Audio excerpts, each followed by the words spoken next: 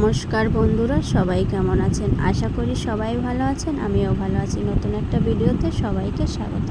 তো আজকে আমি আলুর দম করব, তো সেই নিয়েই চলে এলাম। তো এখানে নিয়েছি বাদাম আর আদা, কাঁচা লঙ্কা, টমেটো আর আছে পোস্তটা ভালো করে বেটে নেব। আর এদিকে আমি আলুটা সিদ্ধ বসিয়ে দিয়েছি। তো আলুটাও কিন্তু সিদ্ধ হয়ে গেছে। এবার নামিয়ে জলটা ঝরিয়ে নেব, একটা ঝুড়িতে ঢেলে নেব যাতে জলটা একদম ভালো করে ঝরে যায়। তারপরে এখানে নিলাম কিছু কাঁচা জিরেটাও ভালো করে বেটে নেব। তারপরে আলুগুলো ভালো করে ভেজে নেব এখানে। আর আমার ছেলে প্রচণ্ড যখন গরম ছিল তখনই বলছিল, মা আমি লুচি খাবো। তো অত গরমের মধ্যে সাহস করে আর বানাইনি, যে না এত গরমে খেলে হয়তোবা হজম হবে না, পেট খারাপ হয়ে যেতে পারে।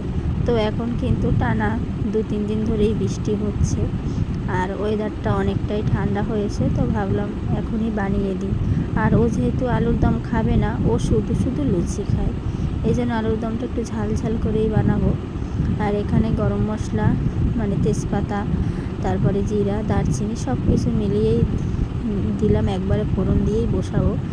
আর এখানে কাঁচা টমেটো, আদা আর জিরে বাটাটা দিয়ে ভালো করে দিয়ে দিয়েছি। এবার ভালো করে কষিয়ে নেব।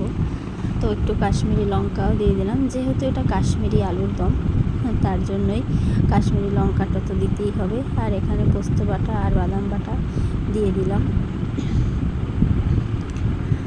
আর এটা কিন্তু যে কাজু বাদাম বা যে আমি আমন্ড বাদাম দুটো দিলাম, এইগুলো না দিলেও চলবে, আমরা যে এমনি বাদাম খাই সেটা দিলেও হবে। যেহেতু আমার কাছে এটাই ছিল তাই আমি এটাই দিয়ে দিলাম।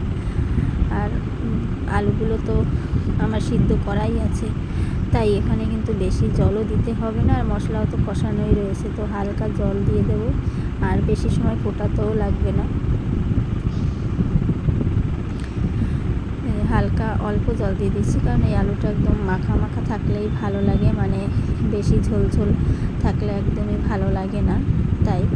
আর এখানে আমি ভেজে নিয়েছি দারচিনি, তারপরে জিরে, এলাচ, এটা উঠানোর আগে এই যে আমি দিয়ে দিচ্ছি।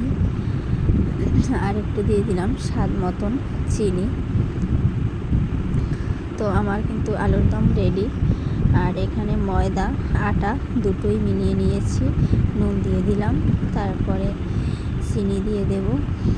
আর চিনি দেওয়া হয়ে গেলে এখানে দিয়ে দিচ্ছি সাদা তেল। তো সাদা তেল দিয়ে দিলাম, তারপরে ভালো করে মেখে নেব। আর গরম জল দিয়েই এটা মাখাতে হবে। তারপরে এই যে ডো বানিয়ে নিলাম।